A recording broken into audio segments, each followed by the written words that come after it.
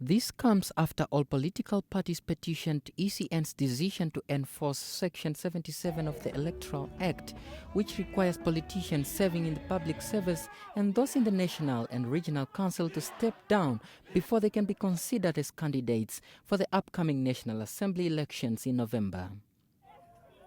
Political parties questioned ECN's interpretation of Section 77 of the Electoral Act. Following discontent from political parties, the ECN resolved to seek legal opinion from government attorney, who in turn commissioned the South African Society of Advocates represented by Advocate Geoff Badlender and the Namibian Society of Advocates represented by Dr. Saki Akwenda. The legal practitioners concluded that the ECN's interpretation of the Act is correct and the particular section is also not in conflict with the Constitution, as the provision of the Electoral Act in question is in conformity with Article 46 and 47 of the Constitution, which deals with the disqualifications of members of the National Assembly.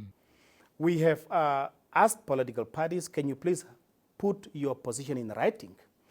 Can you give us your understanding of the law? Can you give us a counter interpretation? I think clearly the parties could not do that. We have received a legal opinion, and basically the opinion that we received just reconfirms the position and the interpretation of the Commission with respect to this particular issue. And that is where we are. I think it's important to note that Friday, the 18th of October, is the actual nomination day. And we expect that political parties who intend to contest National Assembly elections will comply with the provisions with respect to this particular issue.